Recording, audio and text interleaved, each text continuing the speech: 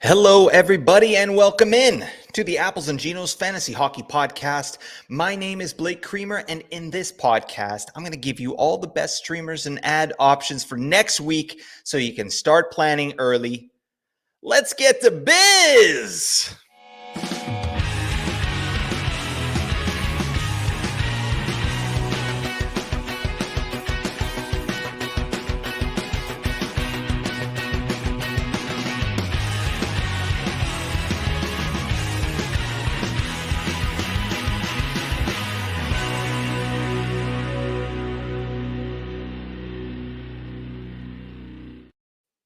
Oh yeah, how you doing, everybody? Welcome in, and thank you for joining us here on the Apples and Genos Fantasy Hockey Podcast.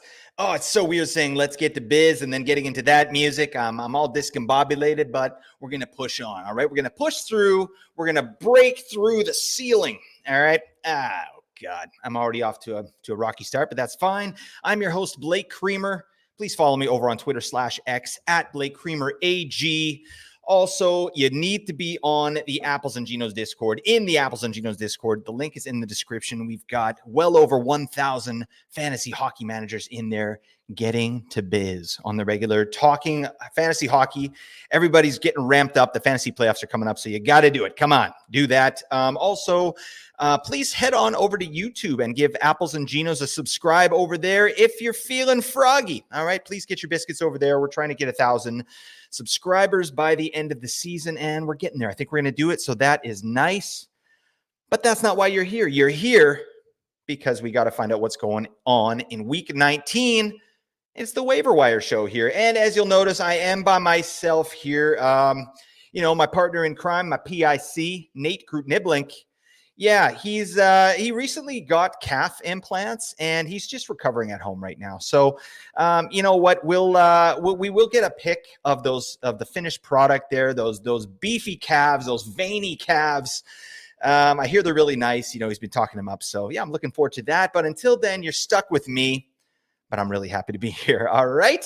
So, before we get into the week that is, we got to talk about some NHL newsies. Here we go. First off, in Arizona, this is important for this week because they had that great schedule. Connor Ingram is day-to-day with the lower body injury.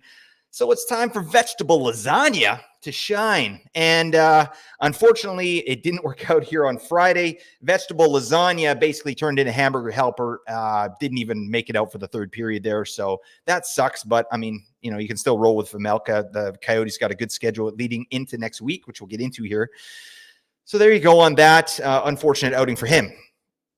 In Tampa Bay, Nicholas Paul, he sustained an injury in their last game. We don't quite have an update yet, but it sounds like he's going to be a game-time decision. If he does miss time, look at Anthony Cirelli as a bit of a replacement there. He's got crazy deployment there that last game. He got 25 minutes, something like that. That's ridiculous. So if a guy's getting those kind of minutes, I mean, we're looking at that reminds me of JT Compher last year in Colorado. The guy was getting well over 20 minutes, garbage metrics, but who the hell cares when you're on the ice for 25 minutes? So plus, you're out there with good players. So Cirelli, we'll talk about him a little bit later. Could be a decent option upcoming here, but there you go. Keep an eye out for Nick Paul. We got to talk about Blake Wheeler. Yeah, this really sucks. This stings. Guy took an awkward fall. He's going to be out for this season. So yeah, that could be a career for Wheeler too. I don't know. That's really rough. He was a good supplementary piece there on the Rangers, and he was getting some decent deployment. Not doing a lot with it, but that's fine. But the beneficiary probably is Capo Caco. I think he'll probably make his way back up to the top line. He's got some history there with DJ Zibby and Chicken Necks Chris Kreider. So keep an eye out there. I mean, it's not going to make a difference on the power plays or anything like that, but just crappy news for Blake Wheeler. Also, just something to keep an eye on moving forward in Dallas. Jake Ottinger didn't play the third period in the game against the Predators. The Stars were up big 9-2 in that game. So maybe, he's nursing just a nagging injury. They want to get him a little extra time there, but we haven't heard why that was. So keep an eye on it, because if there's anything fishy going on, we got to pick up the wedgie, Scott Wedgwood, immediately. All right. This guy will be an auto ad if Ottinger is injured. All right. Let's move on. Ukko-Pekka Luukkonen, UPL, should be good to go for Saturday after missing Thursday's game. So that's good news. So don't worry about your UPL streams. He should be viable moving forward here. Sounds like just a minor injury he was dealing with there. Over to Philadelphia, Sean Couturier, the new captain there. That's crusty old Barnacle. He's going to be good to go for Saturday's game. That sounds like that's going to be good. But Cam York, who was dinged up in that last game as well, he's not sure if he's going to be able to go on Saturday. So just keep an eye on that situation. If Cam York can't play, it's going to be more minutes for Sanheim, Drysdale, Igor Zamula. Oh God. I loved when Zamula was a thing. He's still getting some power play time here and there. I mean, I don't know. He's got one of the best names in the league. So, I wish him all the best. And lastly, I want to talk about the Ottawa Senators. They're going to have a couple defensemen returning on Saturday. Sounds like Artem Zub, another great name, and Jake Sanderson, the Sandman. They are both expected to play on Saturday, so that's great news. Sanderson has taken reps on power play 1 throughout the year, but I would expect him to be on power play 2 with Jacob Chychrun, which makes no sense, while Thomas Chabot eats on power play 1. In fairness to Chabot, he had a really nice game the other day, just, pumping lots of shot attempts there, getting some shots. He played 27 minutes. Like, Chabot is decent, but I just don't understand why they won't give Chychrun that top power play deployment. It makes no sense to me, but I'm not an NHL coach, whatever. I said all the time, I'm literally in my basement talking into a microphone by myself. So, kudos to these coaches. Well done. Sorry, I'm by myself here, so I got a drink right on the air. That's great podcasting, but just enjoy the refreshing sound of a delicious lime bubbly. All right. That's it for the news. What the hell am I even talking about? All right, let's move on. Let's get into week 19. All right. So let's go through the weekdays here. So on Monday, there's 10 games. So it's an interesting Monday there. Usually Monday is one of the light nights, but this Monday has 10 games. Tuesday, there's 8 games. Wednesday, we've got 5.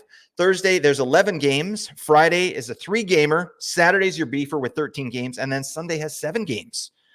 So on this week here, week 19, this is actually quite a heavy week, right? We got 57 total games. So yeah, the interesting thing about this week is the heavy nights aren't crazy heavy.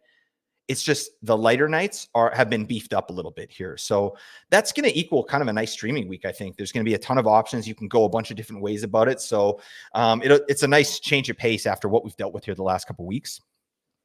There is something of note as well. Arizona Coyotes have a Sunday, Monday back-to-back. So if you've been saving moves and for some reason there's some Coyotes left on your wire, even though the Coyotes are playing like absolute garbage right now, that it's still better to have these guys in for games instead of taking zeros, right? Because at least we have a chance when we got players playing. That's common sense. Free tip.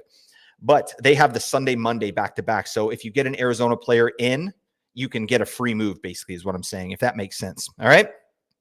But into the actual week, we've got 6 teams with the Monday, Tuesday back-to-back to open the week, which could definitely be viable because Monday has that 10 games, right? So you could get players in on the Monday potentially. So this Monday, Tuesday back-to-back is definitely something you can try if it makes sense for your rosters. And those teams that have that are the Dallas Stars, Minnesota Wild, Ottawa Senators, Vancouver Canucks, Vegas Golden Knights, and the Winnipeg Jets.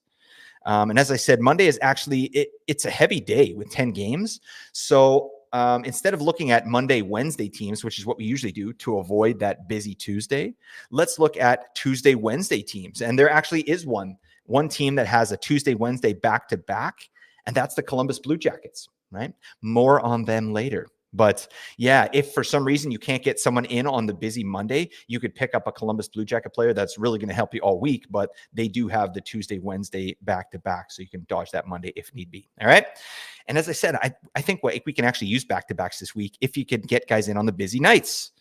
So that said, there are 4 teams with Wednesday, Friday off nights, right, to dodge that busy Thursday. And those are the Buffalo Sabres, Columbus Blue Jackets, Chicago Blackhawks, and the Edmonton Oilers. There are also 4 teams with the Friday, Sunday off nights, right, to dodge the busy Saturday. And again, Buffalo, Columbus, Chicago, and Winnipeg this time has that Friday, Sunday. We're going to have lots of options this week. It's awesome. There are tons of games. Saturday's really the only day that we truly need to dodge. So there's a good chance you can get players in Monday, Thursday with 10 and 12 games respectively. That's nice. That's what I like to see. That means your waiver wire is not going to be picked bone dry. You're actually going to have some options there. And something I like to look at in weeks like this, especially, are front half teams and back half teams, right? So just as an extra here, who are the teams at the beginning of the week that play 3 games in the first 4 nights? These are good to know, right? Because you can pick up a team that has 3 and 4 on the first one and then move on to like a Friday, Sunday streamer, something like that, right? 2 moves, 5 games. And I'll get into how we can do that. But first off, there are 6 teams that have 3 games in the first 4 nights, okay?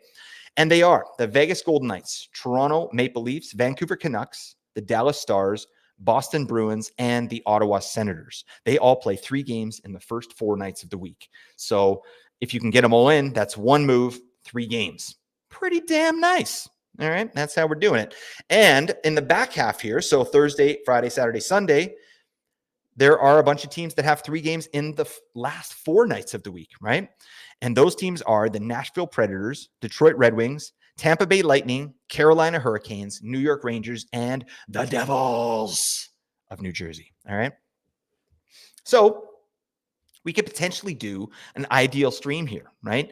There are a couple ways you can go about this week, and I'll talk about the best teams to stream from. But I mean, you've already heard, like, there are 3 teams that have a pretty elite schedule, and the obvious answer here is the Columbus Blue Jackets, right? You could pick up a Columbus Blue Jacket player and hold them if you wanted all week. They have 4 games this week and 4 off nights, which I'll get into. So it's 1 move for 4 games if you pick up a Columbus Blue Jacket player. Pretty nice, right? That's perfect. It's kind of like what happened with Arizona here this last week. Or if you want, you can grab a Monday, Tuesday back-to-back team and then roll it into a Buffalo, Columbus, Chicago stream. That would be 2 moves for 5 games, right? So that's sort of what we're looking at doing, right? Getting the maximum amount of games played with the minimum amount of moves. So, and this week in particular, I would suggest you save your moves, right? So don't do more than 2 moves on this, the Sunday, Monday morning thing, right? So save 2 moves and give yourself some flexibility, right? Because there's going to be lots of options. Basically, you don't have to rush out and add Columbus Blue Jackets players like you did this last week with Arizona, right? If you miss out on some Columbus players, there's going to be plenty of other players, plenty of other things that you can do. You can go from a first half team into a back half team, right? Things like that. I also really like the addition of Arizona players at the end of your week here, or just holding the ones that you have.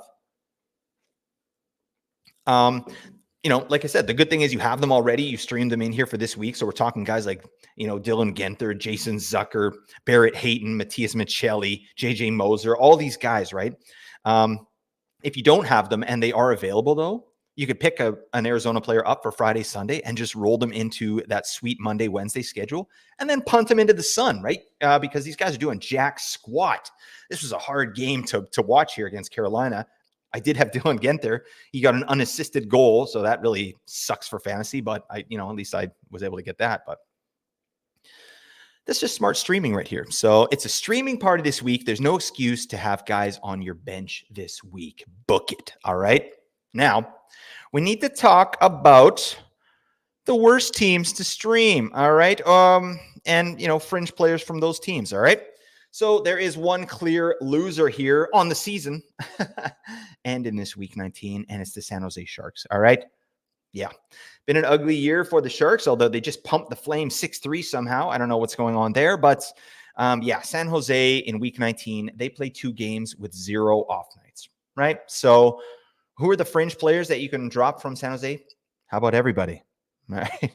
There's really no reason to hold San Jose players unless you're in a really good position and you have some good feeling about some of these players. The good thing about San Jose is you don't have to drop right away. They have a game on Monday against Vegas. So if you were streaming in a San Jose player, you could hold them and you can get them in on that Monday. You can hold them and then drop them on the Tuesday, something like that. Then you aren't wasting a move. But who are we looking at here? Like guys on San Jose, Mikael Granlund, I think could be viable moving forward this season. William Eklund, I want to shout out my man, 18 Skaters on Twitter, Mark Barber.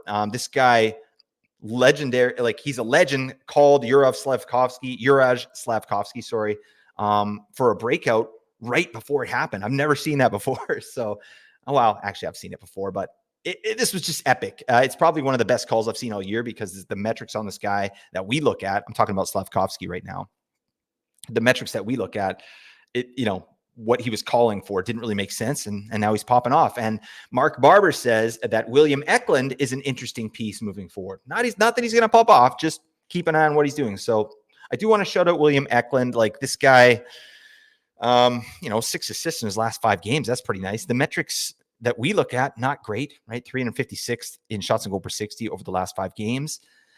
That show ain't no good, William. All right. But, he's shooting 0%, right? So he should get a couple goals here. I don't know. San Jose, the fact that they beat the Flames like that, like these guys have no quit. So take it for what it's worth. I'm looking at William Eklund now based on what Mark Barber said. Shout out to you, Mark. But we're dropping our San Jose players. All right.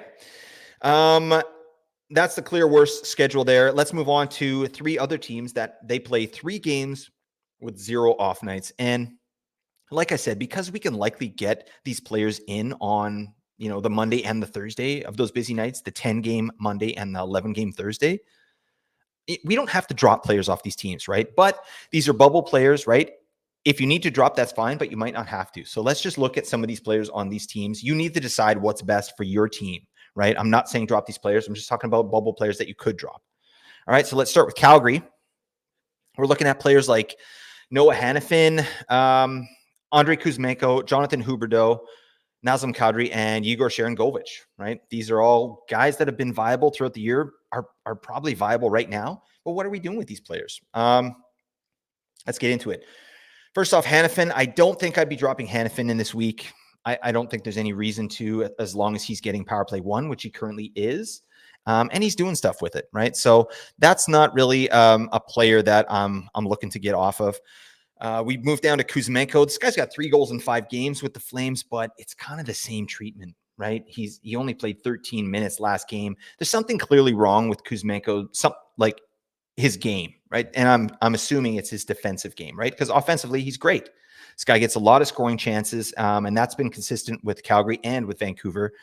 And he's on power play 1. So, Kuzmenko's definitely not a drop, but I don't know. I don't like the deployment there. I think, I'd be happy getting off Kuzmenko. I'm going to be getting off Kuzmenko in my couple team where I'm holding him currently. So Kuzmenko, I think, can definitely be dropped. Huberdeau, again, power play 1. He does have 6 points in his last 5 games. Things are getting a little better. He's pacing for 50 points now on the season. So at least he's consistent with what he did last year. His whole career up to these last 2 seasons was an outlier, folks. That's what we're saying. I don't know. But yeah, I think things are better for Huberdeau. He's getting the power play deployment. He's getting reasonable minutes. So that said, I'm not holding on to Jonathan Huberdeau. If he can definitely be dropped, no question. Nazem Kadri, however, is a player that I'd want to hold, right?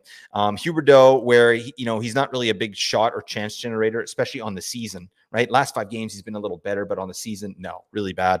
But Kadri, however, has been great at doing that, and Kadri has the same point streak, right? 6 points in 5 games.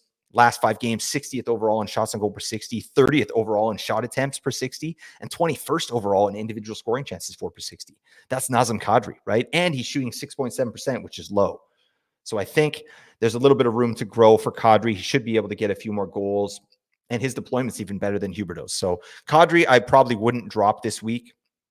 Sharangovich, yeah, I would drop Sharangovich. I'm not saying you have to, but I mean, he's got 1 point in the last 5 games. I think the shine has worn off. It's a player that was hot, and now we got Kuzmenko in here kind of muddying the water for Sharangovich's offensive opportunities. All right, let's move on to the next team. We got to talk about the Seattle Kraken. Release the Kraken. Release all of them, probably. Oh God, that should be that's the Seattle Kraken theme for the year, fantasy theme. Release the Kraken, just release them. Yeah, you don't need them on your team, except for Vince Dunn. You should probably hold on to Vince Dunn. He done and did stuff this year. Anywho, Vince Dunn really the only must hold to me on that team.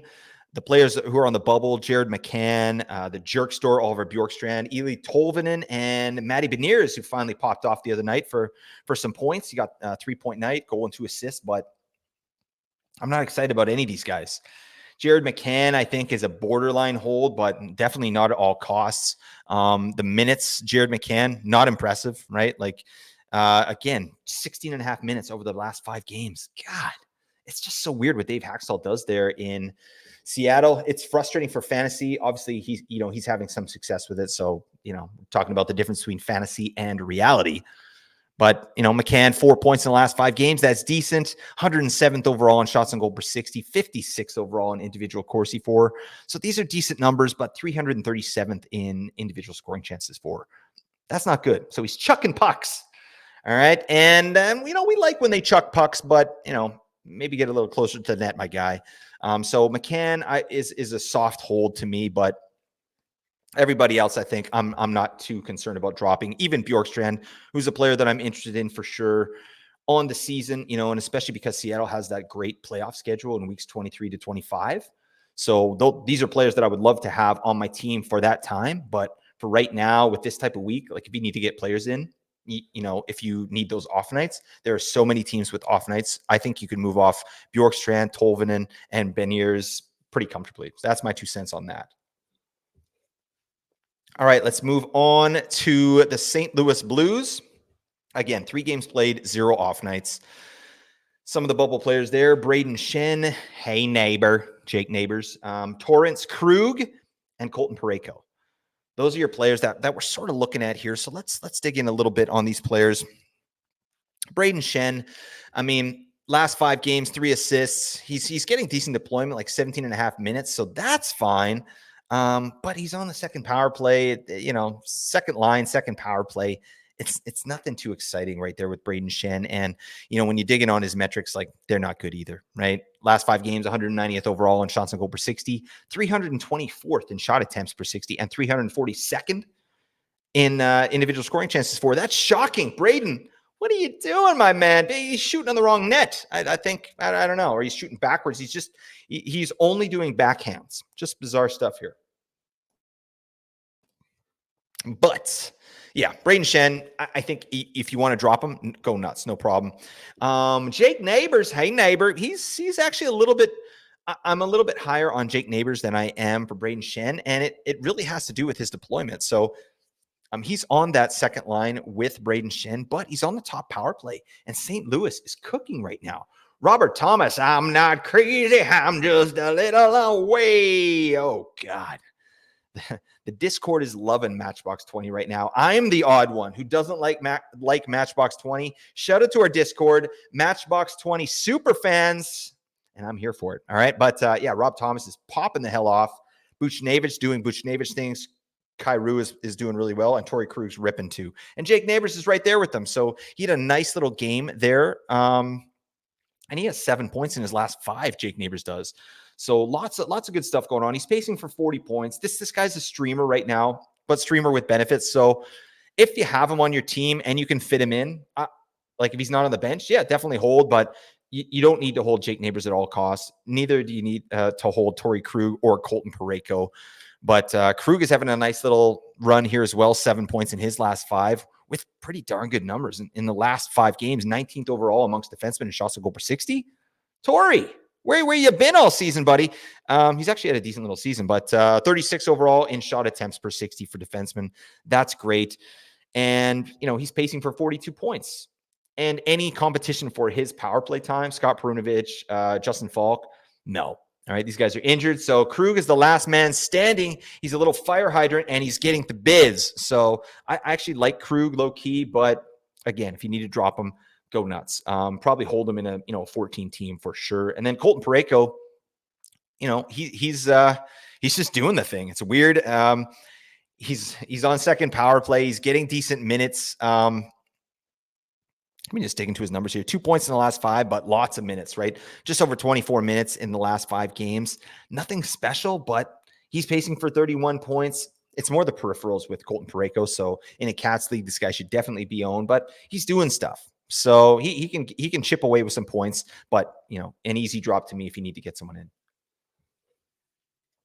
All right, now we got 6 teams that have 3 games with 1 off night. All right, and I'm going to give you one player. What am I talking about? I can't even control the amount that I talk. So I'm going to give you as many players as I want, and that's how I do business. All right, but those 6 teams with 3 games and 1 off night are the Colorado Avalanche, Florida Panthers, LA Kings, Montreal Canadiens, New York Islanders, and the Washington Capitals. All right, let's talk about Colorado and see what they're doing. They play Tuesday, Thursday, Saturday, right? So the Tuesday's their game they can get in. Thursday, Saturday, the 11-game Thursday and the 13-game Saturday. You'll have to decide what you want to do there, but there are a couple players that I'm looking at dropping. I mean, Ross Colton, if you're rostering him, I think he could be a drop, no problem. Although he does have 3 points in the last 5 games. Ross cameo, Colton, buddy. Just rude, does not answer an email, just goes about his business, goes out and gets a crap ton of scoring chances, just looks good doing it, doesn't give a damn about his fans and about his number 1 fan, Nate Grutniblik, all right? So that's hurtful, Ross, but that's okay. You're off the hook. Anyways, I'm digressing. Ross Colton's on power play too. It's not someone we have to be holding here in this week. Jonathan Drouin is the other one I threw on this list. Definitely, he's not an easy drop, right? But I'm just not high on him, especially with Lehkonen getting some deployment now. And we'll talk about Lehkonen a little bit later. But I think Jonathan Drouin, I'm just waiting for the floor to fall out, and I'm waiting for them to kind of give him the Ryan Johansson treatment moving forward, right? It hasn't happened yet. Last 5 games, 3 assists. He's getting crazy deployment, over 20 minutes in those 5 games, but the metrics are shocking, right? Like 345th overall in shots on goal per 60, 232nd in individual Corsi 4 per 60, and 113th in individual scoring chances 4 per 60. At least it's trending upward in that way, but damn, this guy's playing with, absolute units, and he's getting nothing done. Like Jonathan Drouin is the equivalent of every fantasy analyst or sports analyst that's like, put me on a line out there with McKinnon and Rantanen, and I'll get 3 assists in 5 games. That's literally Jonathan Drouin. All right. That's a weird burn, but shout out to you, Jonathan Drouin. I know he's a big fan of the show, so I don't want to upset him. All right. It's all in good fun. All love, JD. Let's move on. But yeah, if you want to get off Jonathan Drouin, I think that's absolutely reasonable.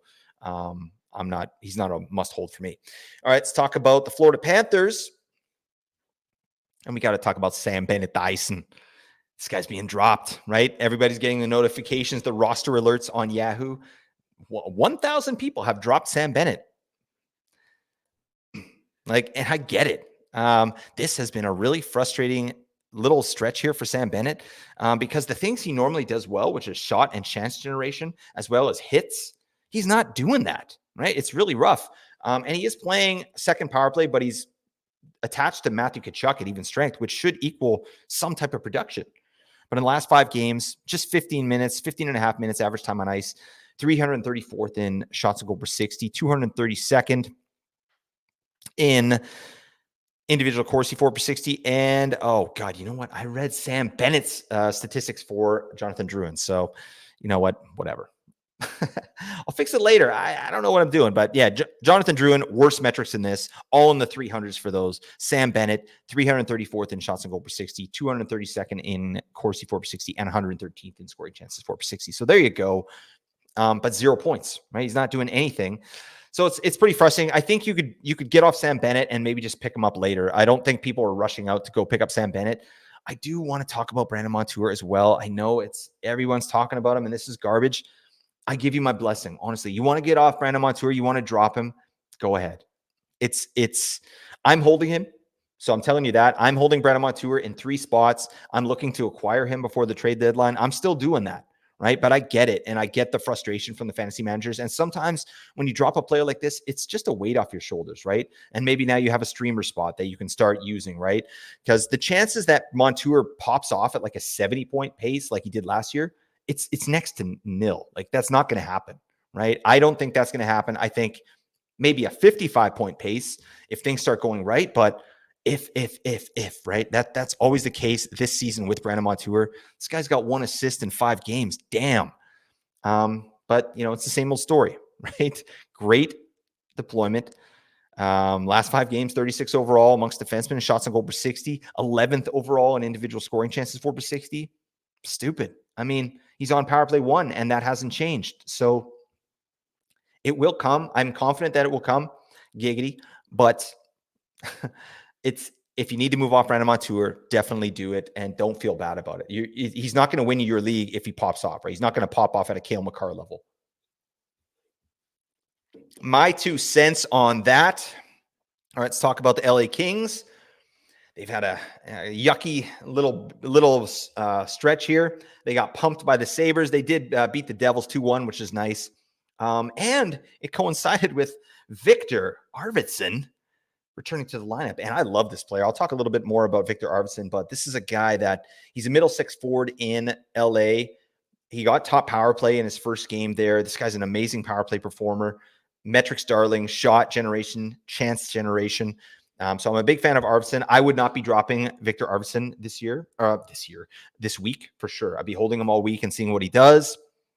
If you picked up Pierre-Luc Dubois, he has been playing better as of late, but I think he's an easy drop for me. Quentin Byfield, I'd be holding, especially, 3 games, 1 off night. I don't see any reason to jump off Byfield at this point, especially in this kind of week. There's probably other guys that you can drop that are lower in your lineup than Byfield. Although he has been moved off of power play 1 to make way for Victor Arvidsson. So keep that in mind. But, he scored a beauty goal the other night. He's still absolutely viable. Okay, let's talk about Montreal. Let's move on there. And we got to talk about Juraj Slafkovsky. I did mention, 18 skaters on Twitter, Mark Barber. This guy called this right before it happened. I love it. So I got to keep shouting him out because I'm so impressed. And that's a guy that's digging into the numbers a hell of a lot more than I am. So yeah, and when he says some stuff, I'm going to be listening a lot more carefully moving forward. But yeah, I would not be dropping Slafkovsky at this point. This guy's hot right now. He's on a heater, like 9 points in his last 5 games. Damn, including 5 goals. And the metrics aren't that bad. When we were talking about Slafkovsky before, the metrics truly were terrible. He was in the 300s overall in the league in shots and chances, right? That's not what we like. That's not good. That pretty much equals a negative regression. But if you look at the last 5 games here during his heater, now he's up to 129th in shots and goals per 60 over the last 5, 137th in shot attempts per 60, and then 198th in individual scoring chances for per 60. So those are nice numbers. I got no issue with this guy. His on-ice numbers are great. 38th overall in Corsi for per 60 and 19th overall in scoring chances for. This guy's doing the thing. I mean, 69% IPP over the last 5 games. That's nice. All right. That seems reasonable. But over the last 5 games as well, these 5 goals in 5 games, he's shooting 38.5%. That is not going to stick. All right. But I don't know. He's getting buku minutes. The guy's just, 19 and a half minutes average time on ice over the last 5 games. I love that. This guy's good to go. And I think he should be added at this point. Certainly not dropped. So take a look at Slafkovsky, see if he's out there. I picked him up in 1 league. I was late to the party, but I did get a piece of that. The other player you probably could definitely drop on Montreal if you were rostering him for some reason. Alex Newhook. Get that garbage out of here, buddy. No. All right. He's basically Rob Thomas without the offensive production. All right. That's about the harshest burn I can give Alex Newhook at this moment. All right. Definitely don't need him, even though he's on power play 1. I think it's an easy drop. Let's move over to the New York Islanders. Okay. We're looking at Anders Lee and Kyle Palmieri. That wunderkind Kyle Palmieri. Yeah, he's been doing the thing. Let's dig in on these guys. Anders Lee, easy drop for me. 1 point in his last 5 games. Power play 2, no. He can easily be dropped, but Kyle Palmieri is a little more of a discussion, which is so strange, right? I mean, this guy's 33, and yeah, he's just found new life under Patrick Roy, that's for sure. 5 points in his last 5 games, 17 minutes average time on ice. How about 36 overall in the league in shots and goal per 60, 29th overall in individual scoring chances for per 60. Kyle Palmieri. Quit Kyle. He's out there. He's, like I said, he's shotgunning monsters. He's punching hole through drywall. And then he goes out and he just has a ridiculous game. All right. He's buzzing, buddy. So Kyle Palmieri, I might look to hold on to him. He's on power play 1 there for the Rangers. And again, 3 games with 1 off night. It's not the worst schedule in the world. So if you've got Palmieri, I don't know. I think this is not something that should sustain, but the metrics that he has right now, and since Patrick Roy has been there, have changed and been better, right? And he's on power play 1. So I don't know. This might be a player, a low-key guy that people aren't really looking at that you could maybe get some value out of. So anyways, Lee, drop Palmieri. You don't have to drop. I think that's someone who you can hold and then feel good about, all right? In your arms. And whisper sweet nothings. What? Yeah. This is what happens when I'm by myself, folks, all right? Usually I have Nate to say this stuff to. No, I'll just say it to you. I'm talking to a freaking ring light right now. Oh, God. Let's move on. Washington Capitals, the last team here. Again, 3 games, 1 off night. Wilson. Talking about Wilson. Tom Wilson. What the hell is this man doing? Buddy, I drafted you in my all bangers league. And even then, yeah, he had a great start to the season. And then what the hell is this? He's not getting PIMs. He's not hitting. He's certainly not scoring. Buddy, help us out. I think Wilson could be an easy drop, certainly in like a cupful type scoring. No, get that garbage out of here. Easy drop to me. Dylan Strome, I don't know, just had a great week. Still, 4 points in his last 5 games. He's playing with Ovechkin. Ovechkin scoring finally, which is really nice in February. But okay, that's good. Big minutes for Strome, just under 20 minutes, and reasonable metrics too. 71st overall in shots on goal per 60 over the last 5, 93rd overall in individual scoring chances for per 60. I like that. And his shooting percentage is pretty low, 6.3 over the last 5. So he's probably got a few more goals coming to him.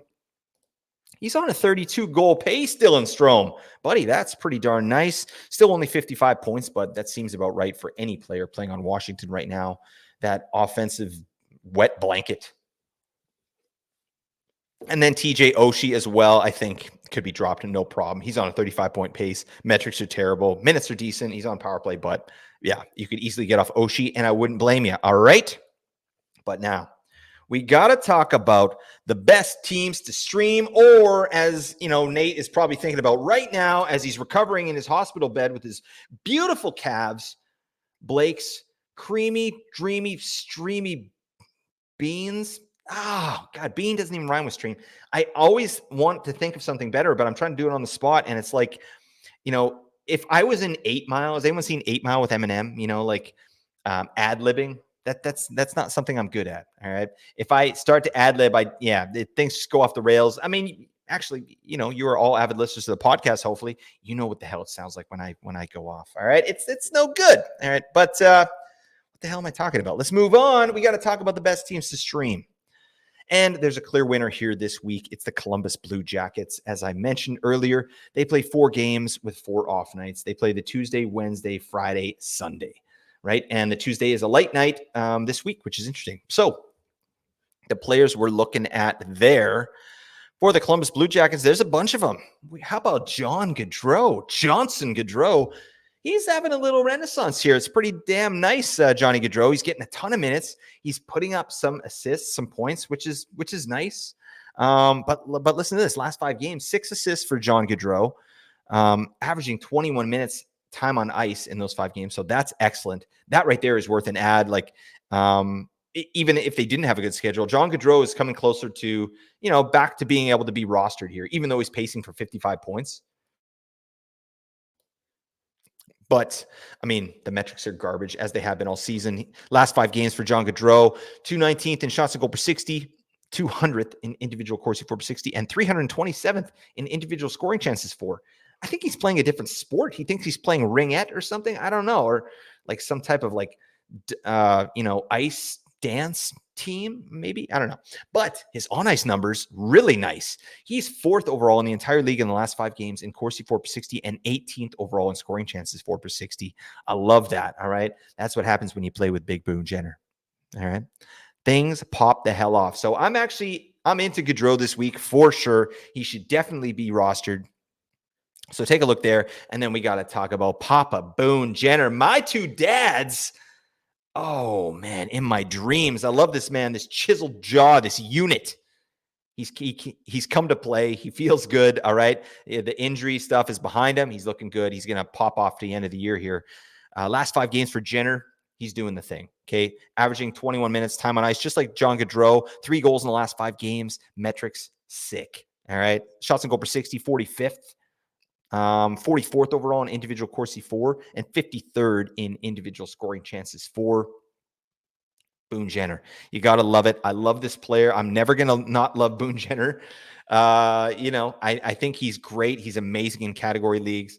Any league with any kind of peripheral statistic weighting, Boone Jenner is your guy, and he's available. He's like 40% rostered as usual. What the frick? He's line one, power play one, and he's popping the hell off. Get Boone Jenner on your team. He's a priority ad for sure for this week. All right. And then we got to talk about Kirill the Thrill Marchenko. I think, a very nice ad if you can get him in here. Dmitry Voronkov also. I think let's talk about Marchenko, Voronkov, and Yegor Chinikov. I think those are they're sort of grouped together. And I think I like Marchenko as the number one there. I trust him a little bit more. Like he's on a 44-point pace, 25 goal pace. That's a bit low for him. I think, he's underachieved at points this year, and he's had to deal with Pascal Vincent's ridiculous deployment of the team. So I hate that. This guy should be power play one, line one, for all intents and purposes, especially with what's going on there in Columbus. But, for right now, he's going to be playing with Yegor Chinikov, Dmitry Voronkov, right? So they're doing that all Russian line. And I think Marchenko's on power play 2 as well, if I'm not mistaken. So there you go. Still a good stream there. Chinikov would be next for me. Let's look into Yegor Chinikov a little bit here. He's played the last 4 games, 2 goals, 1 assist. Really nice metrics. 39th overall in shots on goal per 60, 3rd overall in chuck and pucks, which is nice, and then 39th overall in individual scoring chances per 60. So, yeah, I think Chinikov absolutely viable this week. Should be rostered in this 4-game, 4-off night week for sure. Ivan Provorov as well. He's nursing an injury, but it sounds like he's going to be able to play in Columbus's next game. So I think that's a nice little piece as well. I mean, you know what you're getting with Provorov, right? First off, worst head of hair in the league. All right, guy. No, it's just an awful haircut on Provorov. We know this. All right. But yeah, blocks a ton, and that's valuable in some formats. And he has seen time on the power play here and there. So Provorov, not the worst pickup ever. Adam Boqvist as well. I might like him a little bit better than Provorov just because he is getting power play 1 right now. He's getting power play 1 with Zach Werenski in Columbus, which is fine. I don't mind a 2 defenseman setup. Like the league has really gone away from it. And I don't know. I don't mind when teams do this because it gets these D-men involved in the fantasy production as well, right? And Boqvist has some offensive acumen, no question there. He's back off injury 2 games, no points, but amongst defensemen the last 2 games, 43rd overall in shots on goal per 60. I mean, take these numbers with a grain of salt. It's a really low sample size, but 11th overall in individual Corsi 4 per 60, 13th overall in individual scoring chances for, and number 1 in the league in Corsi 4 per 60 and scoring chances 4 per 60. The on-ice numbers, right? But that's in 2 games, so the numbers are all skewed. It's a little bit too little games for us to really be confident in those numbers. That said, both games he's played on the power play with Zach Werenski. So I think that's absolutely a viable pickup for this week. And then Kent Johnson, I just threw him in here. I like the player.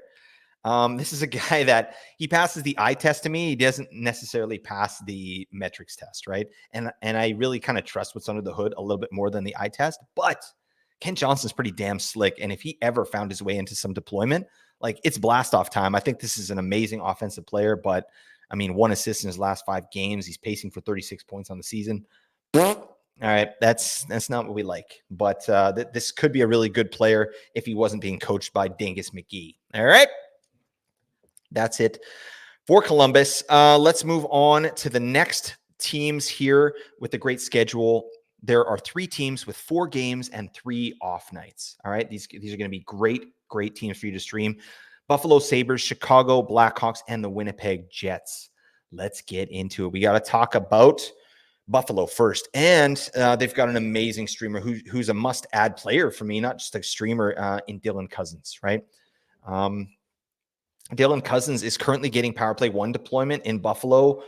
They sometimes flip it with Casey Middlestat, so keep an eye on that. But at even strength, Don Granato, he doesn't feel like playing Tage Thompson. He wants to play Dylan Cousins, all right, till the wheels fall off. And I'm here for it. That's fine, except I have Tage in 2 spots, and I'm getting pissed off, but it is what it is. I am excited, low-key excited about Dylan Cousins. I think he's got to be added here just for that power play one deployment alone. And, his metrics are great too. Last 5 games, 29th overall in shots on goal per 60. Yes, please. 36 overall in shot attempts per 60 and 61st overall in individual scoring chances for per 60. Goal and 3 assists. Very nice. 5.6 shooting percentage over those 5 games. That's low. He's probably got a few more goals coming towards him, especially with this kind of chance generation. And the other player I'm actually pretty excited about this week, JJ Peterka. Buddy, he's playing on a line with this unit, Dylan Cousins, and their line is the one getting all the even strength deployment, and they're getting some reasonable power play deployment as well. So Dylan Cousins is playing with Middlestat and Jordan Greenway for the most part, but Peterka has been up there as well. They're doing some line shuffling there in Buffalo, but I definitely like Peterka a lot. And I'll tell you why. Look at some of these numbers here. 4 points in 5 games. He's getting 16 and a half minutes average time on ice over those 5 games. 9th overall in shots on goal per 60 in the league over that time, and 25th overall in individual scoring chances for per 60. I sound like a broken record. Maybe Nate does too, but this stuff matters. It really does matter. We need to understand what's going on with these players, and when we're trying to predict what kind of offense they're going to give us, right? And that's what we're looking for here with these players, offense. And you got a guy currently that is getting reasonable deployment. He's 9th overall in the league in shots on goal per 60 and 25th overall in individual scoring chances for per 60. That's JJ Peterka. Absolutely should be rostered this week. No question in my mind. Let's move on. We'll talk about Casey Middlestat. He's been doing the thing all year. He's been up and down the lineup a little bit. So there's some fluctuation in his deployment, which does lower his ceiling a little bit, but 3 assists in the last 5 games, pretty nice. Just under 17 minutes average time on ice. He's pacing for 66 points. And I think the coach really trusts him, right? Middlestat is out there in the last minutes of games. So I know it's kind of a weird thing, but he's available for empty net goals, right? I'd be interested to see how many he has, or empty net goal assists. Casey Middlestat, he's out there in the last minute of games. Granato really trusts his defensive abilities. So Middlestat is there. Your resident beefer is going to be Connor Clifton. Miss Clifton. Yeah. Connor Clifton is out there. Nothing offensively, but he's a beast when it comes to hits and blocks. So definitely keep that in mind. And then how about Zach the Butler Benson? We could pick him up too. I really do believe that he's viable as well this week. So just keep it in mind. They've really been going away from the Tage line. They've been getting minimized, and I'm talking about Tage, Skinner, and then Kyle Okposo, which is who they're putting on that line right now for some unknown reason. I don't know. So Kyle Okposo, as well, is a player that you can look at adding, but his ice time is terrible. So he should be pretty low on your list. But take a look at the Butler. Take a look at Zach Benson as well, because he's getting more even strength ice time than Tage for some reason. I don't know. Explain it to me so it makes sense, Mr. Granato. I don't know. All right, let's move on to the Chicago Blackhawks. And damn, I wish they had some better players, right? But they don't. They got Seth Jones, who is reasonable. He's getting that power play 1. And, that's Bedard is back. So that actually means something now, whereas it didn't really before. So I think, Seth Jones, totally fine to roster here. You can look at guys like Nick Foligno, Philip Kurashev, Tyler Johnson. They're all on the top power play there. Kurashev and Foligno are on the line with Bedard. I'm not interested in any of those players really, but if I had to, gun to my head, I'd pick, oh God, I don't even know. Maybe let's go Kurashev. I'll go Kurashev, right? He's younger, but Foligno has 4 points in his last 5. Kurashev has 5 points in his last 5. So what the hell am I talking about? I don't even know. But yeah, Kurashev is probably who I'd go with there. He's getting big minutes. Metrics are terrible. You do the math. All right. But he's playing with Bedard. So that's a good thing. So I'm not going to talk too much on Chicago. Let's move on to Winnipeg. And they've got some players here. Neil Pionk, very average defenseman, just above average, but he'll get you like Brandon Montour type points, 1 assist every 5 games, plus some reasonable periffs and power play too. So I think, you could do worse there than Neil Pionk, But let's look at Gabe Vilardi and Sean Monahan. They both have power play 1 deployment there in Winnipeg. So I think they're both reasonable streams here. Monahan really hasn't done much since he's been on the team. And I'm not too excited, to be honest. 0 points in 4 games, just over 16 minutes average time on ice. That's fine. Yeah, that number is actually a little better now that I'm looking at them. Like 122nd in shots on goal per 60, 59th overall in individual scoring chances for per 60. So that's okay, right? But again, it's a new player in a new place. I don't trust it, right? There's a settling that's going to happen here, and it might not even happen this season. He's still trying to figure out the system and where he fits on this team. So, that take it for what it's worth. I think Vilardi is probably who I'd go with there if he's getting power play 1, right? But we got Cole Perfetti as well. 0 points in 5 games. Gabe Vilardi, 0 points in 5 games. Obviously, the Jets are ice cold right now, but they're all reasonable. I'm just not excited about these players. Nino Niederreiter, he's out there too, power play 2, and his metrics are actually decent. So he just doesn't get the deployment that he needs. So if I had to go or choose between these players, I'd go Vilardi, Monahan, Perfetti, Niederreiter, and then Pionk. That's probably what I do. So I'd throw Pionk in there. Sorry, I was talking about the forwards, but anyways, you get the gist. Okay, let's move on. We're getting a little long in the tooth, but this is what we got to do. All right, we're almost there. There are 6 teams that have 4 games with 2 off nights, and I'll be real quick with this one. But those are the Anaheim Ducks, the Edmonton Oilers, Minnesota Wild, New Jersey Devils, Nashville Predators, and the New York Rangers. All right. So players we're looking at picking up from those teams: Anaheim, pretty clear winner. Troy Terry, he's 42% rostered, and he's got to be on a roster. This guy's must roster. Okay, he got 2 goals the other night. Pretty nice. I think he's going to have a really good finish to the season here. Mason McTavish is back. He's on power play 2, but I don't know. They're a bit weird with their power plays there in Anaheim, and the deployment's fluctuating. So keep an eye on it. How about that late night beauty, Cam Fowler? Buddies by the bar. The lights just flipped on. You want to be on my fantasy team, Cam Fowler? You do? Oh, thank you very much. Just get in the car. All right, and let's go win some chips. All right, Cam Fowler's going to take us there. Maybe. But yeah, Cam Fowler got all power play 1 the other night. That's nice. Someone who didn't get all of power play 1, but did get a goal in Anaheim's last game, the fresh maker, Pavel Mintyukov, still only 16 minutes time on ice. I didn't like that. And Leo Carlson is out there as well. But if you're going to go Anaheim, Troy Terry's your man. I think Fowler is actually a viable streamer, maybe even rest of season. If you're hurting for defensemen, you could do a lot worse. All right, over to Edmonton. Not a lot of streamers on this team, but we got to talk about Corey Perry. All right.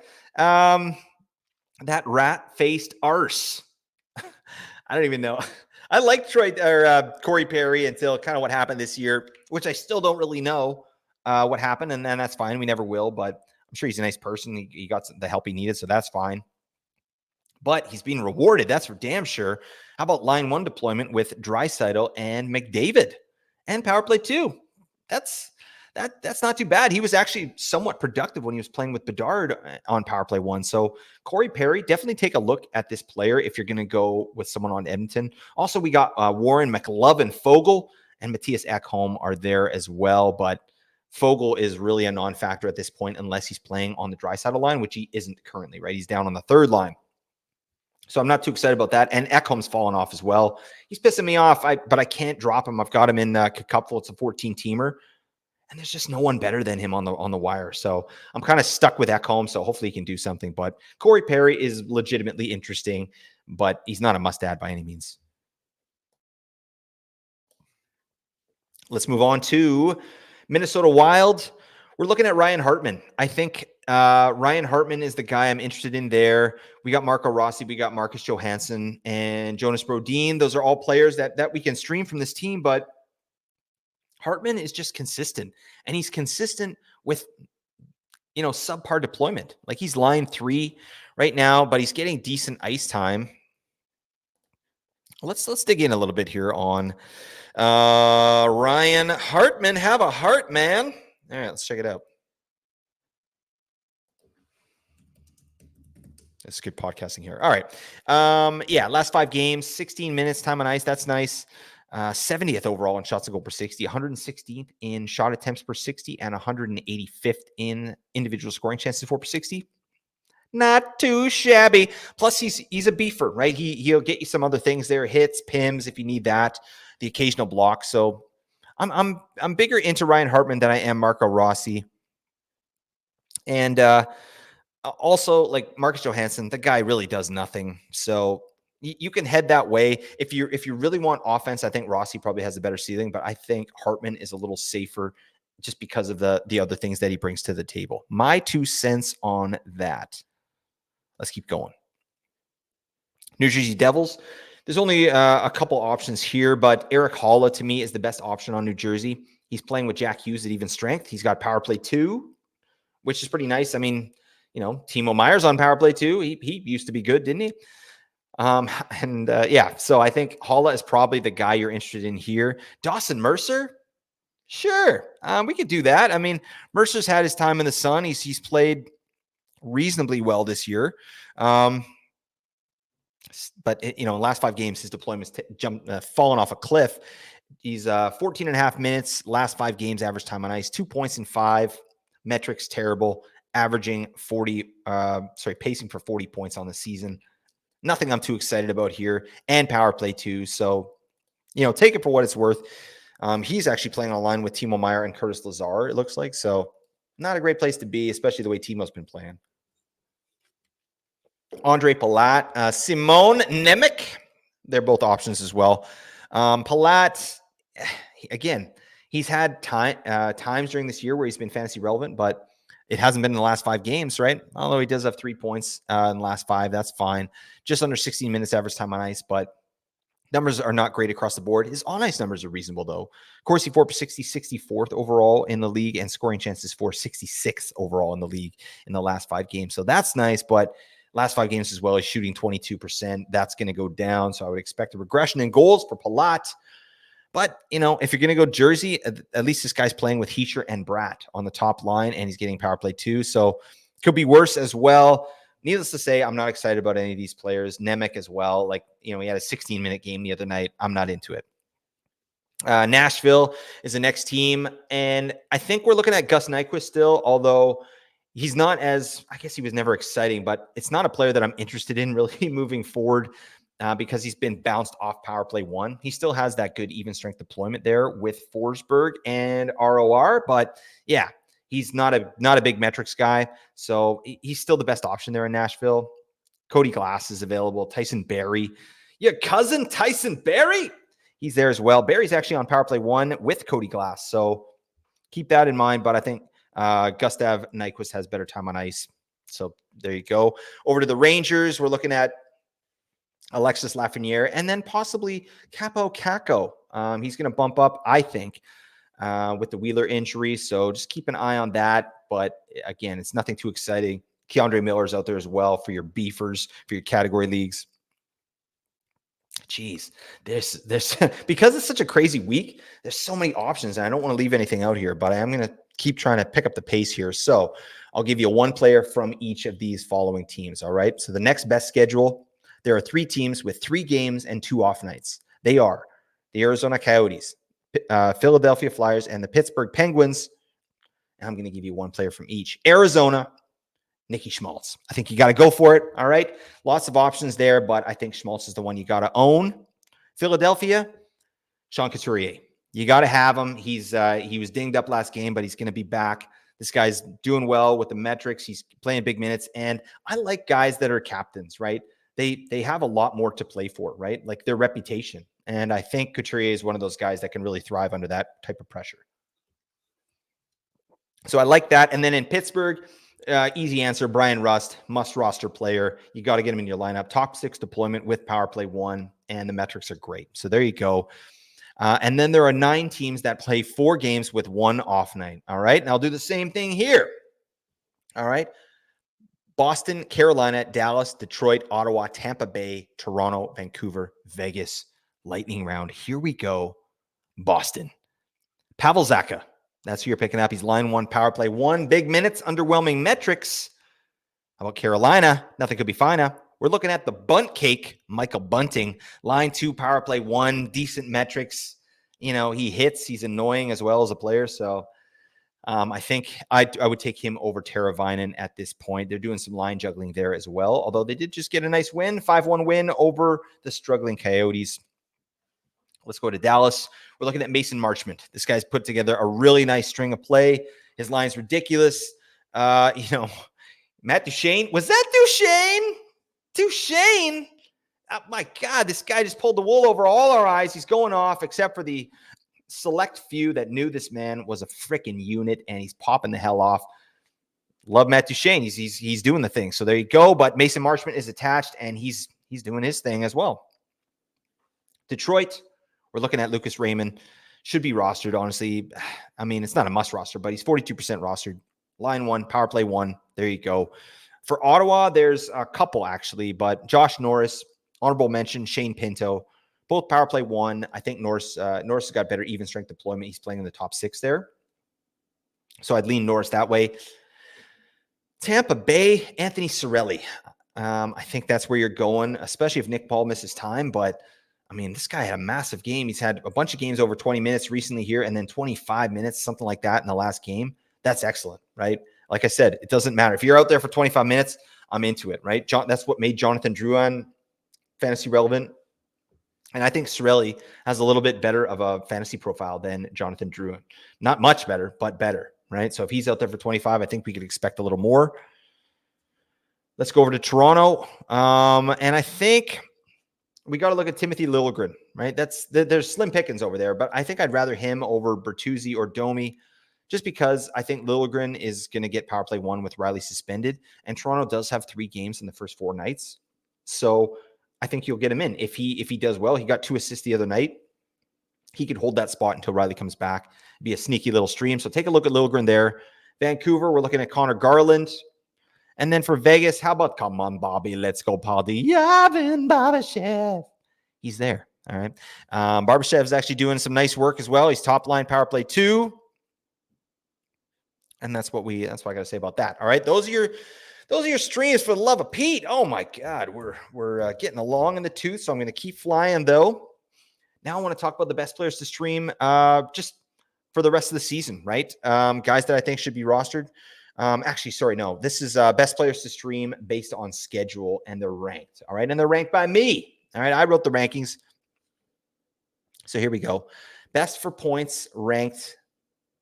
You got to go with Boone Jenner's number 1. Okay, I mean 4 games, 4 off nights. That's why Boone Jenner's number 1. No explanation needed. All right, beautiful jaw, beautiful head of hair. What more do you want? Number 2, Johnny Gaudreau. I think with his deployment and he's attached to Boone and power play 1. They're giving him the keys and they're letting him cook, and hopefully it equals more offensive production. At number 3, Dylan Cousins. I already talked about why. Troy Terry is next. Kirill Marchenko, I think. I like that. I've got him over Rust here. I think that's a mistake. I'm going to put Rust under Troy Terry and then Marchenko after Rust. All right. So that's what I'm thinking there. I like Rust a lot moving forward. I think he's a must-own player. Gabe Velarde is next. JJ Peterka after that. Casey Middlestat and Ryan Hartman rounds it out. So those I think are your best players. I mean, just in a bubble, right? You're gonna have to do what's best for your team. Best for hits for this upcoming week. Even though they only play 3 games, how about Jeremy Lozon? Guy is lapping the field. He's crushing people out there, and I'm here for it. I've got him in my full bangers league, and I'm loving life.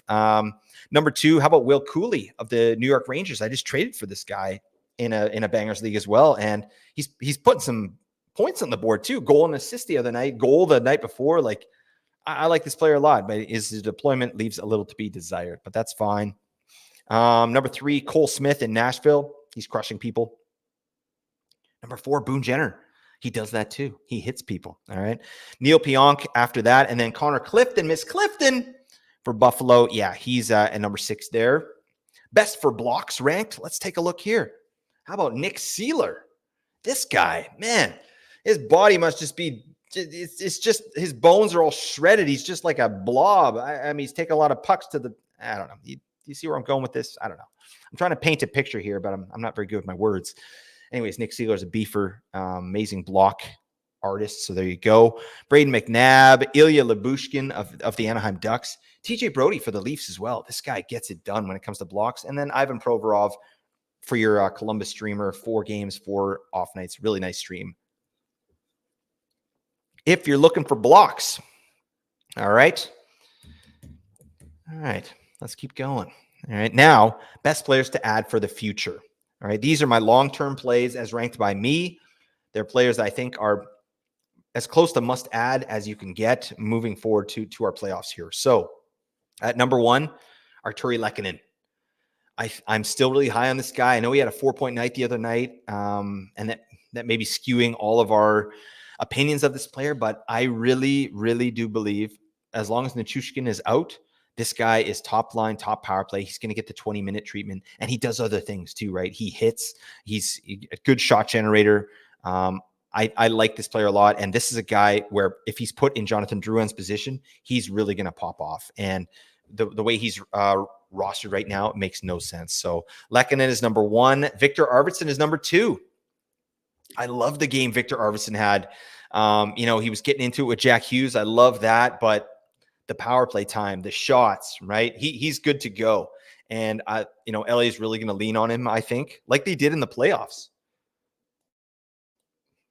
LA really utilized this guy in the playoffs, and that kind of gave me a little bit more confidence in Arvidsson this season. And it's too bad he wasn't even able to get started right because of his injury, but he looks good to go. He was back and he played a big game. After Arvidsson, looking at Quentin Byfield. Yeah, I think, him and Arvidsson, there'll probably be some switching there back and forth between power plays, but doesn't matter. He's still getting big minutes. I like the guy's outlook on the season. He's been great. Troy Terry, we've talked about him and why. Boone Jenner is out there now, and he wasn't there before. So I love that Boone has put together a nice little stretch of play here and that he's getting big minutes and power play time. He should definitely be on a roster. JJ Peterka underneath that. Talked about him. Nick Schmaltz. Juraj Slafkovsky, I'm throwing him on the list because you can't deny what this kid is doing. And with the opportunity and the deployment and the metrics are coming. Like he could have a really nice end to the season, and I think you got to add him. Sean Couturier after that. And then at number 10, we're looking at Josh Norris. Sub 20%, Shane Pinto, which I talked about. JJ Peterka. Sorry, I got him on here again because he is sub 20. And how about, hey, neighbor? Jake Neighbors could definitely give you a hand, especially if he keeps his deployment. Sub 10%, I put Barrett Hayton on here. I know he's been doing nothing, but he's come back off injury. I saw an interview with him where he's saying that he feels pretty good, and he wouldn't have come back if he wasn't fully healthy. So I think it's just a matter of time. He's just getting his legs, but hopefully, the top line deployment sticks. They didn't do anything with it tonight, but still lots of time left in the season for him to do something.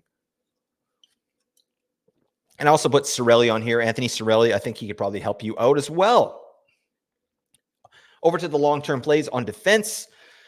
Slim pickings, folks. All right, I don't have a lot of great picks here, but that's fine. Colton Parayko, I've got him at number 1. Again, boring fantasy option, but he's getting the job done with the peripherals and the occasional point. Matthias Ekholm, same thing. Travis Sanheim had a nice little game the last Philly game there. So that's a player I'm interested in for sure. He had a great start to the year, fell off, was playing too much, and looks like he's got his legs back a little bit here. And then that late night beauty, Cam Fowler.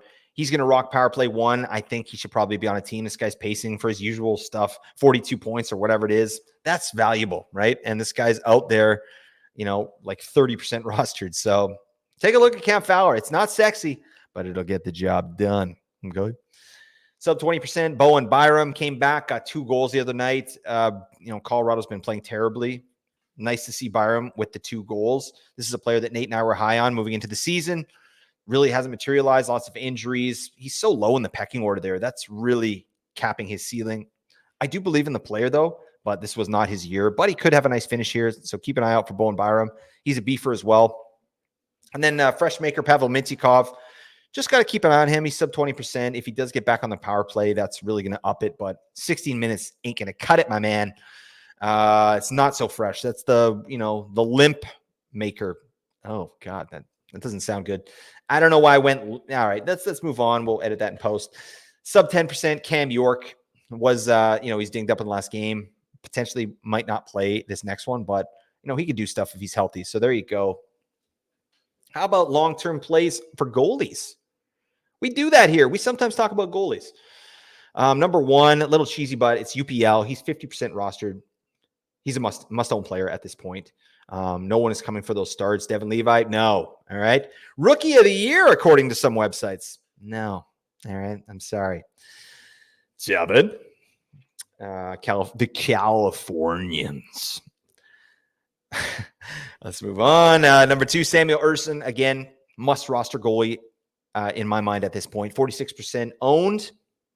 Philly looks good, and they're playing well. And Torts, I mean, as much as I talk Yang on the man, he's really had a nice year. He's turned this crew around, and they've got some pieces. They got some bits and pieces. When you get a guy like Sean Couturier in there, and he's good to go.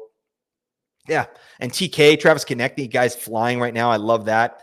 So, yeah, good-looking team, and Ursson's the man there. So, definitely roster Ersson. Charlie Lindgren, I know it's been rough, but I trust that guy, and I think that he's going to get more starts than Kemper moving forward. Jonathan Quick, weirdly, is on this list. I know that, Shesterkin is their guy, according to Coach Peter Laviolette, but, Jonathan Quick had 3 starts in a row.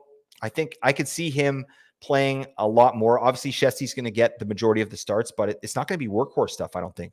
I do think Quick will be viable. If you own him, you might get 1 game a week, maybe 2 on like a 4-game week. I don't know, for the Rangers, but that's valuable enough, and he's winning, and he's playing well. So keep an eye for Jonathan Quick. And then David Rittich. How about average save Dave? He's out there as well until LA trades for a goalie, which they may or may not do. So take a look there. And then sub 25%, Nico Dawes.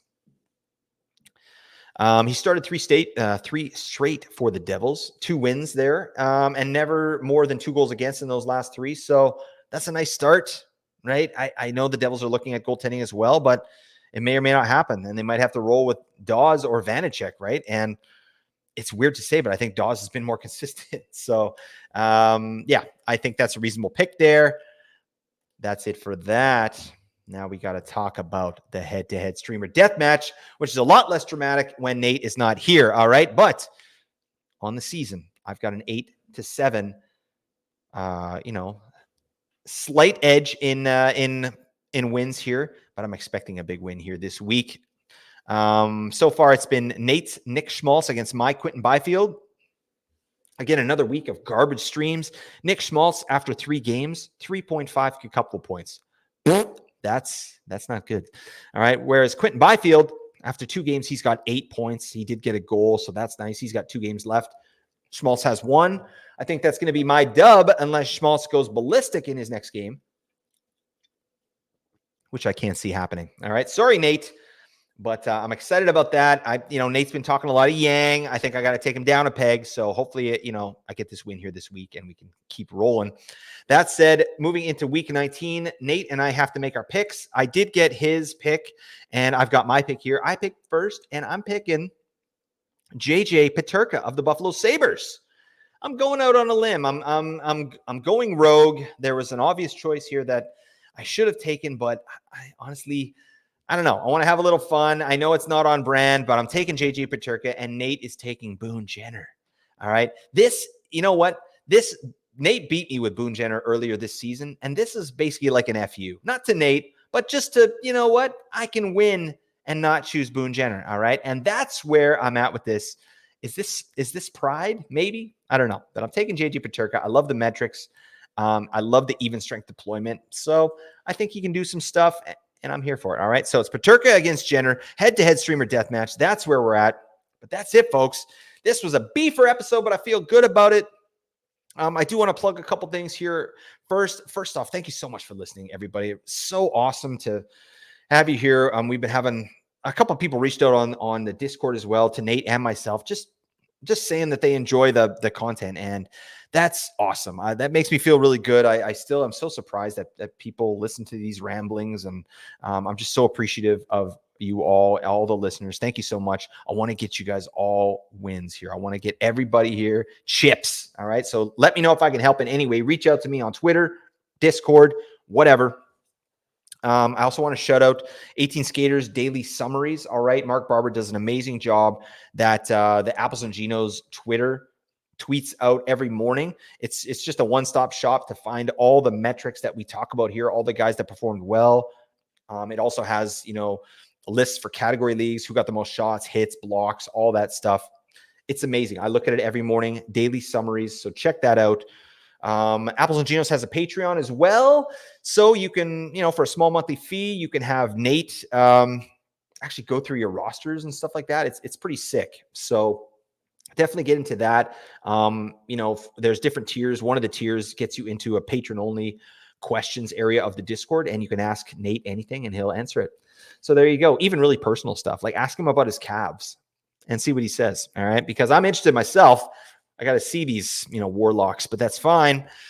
But yeah, check out the Apples and Genos Patreon and please rate the pod. You guys have been great all year. So we so appreciate that. If you haven't rated the pod and you feel some type of way about the work we do here, it really helps us if you get in and give us a rating on Apple, on Spotify, whatever you do. That is, and if you make it a really cool one, we'll read it out on the air. All right. And everybody loves to hear their stuff read out on the air. Am I right?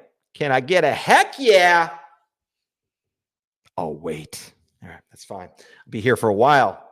And then that is it. Sorry, I lost my train of thought. That's it for the episode, folks. Thank you so much.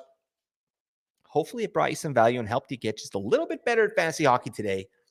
All the advanced stats you heard today came from Natural Stat Trick, which is an amazing, terrific, super fantastic free resource. Many thanks to the band There for supplying the music for the podcast. Be sure to check out their Spotify as well. But that's it, folks. Thank you so much for listening. Celebrate your day. Bye for now.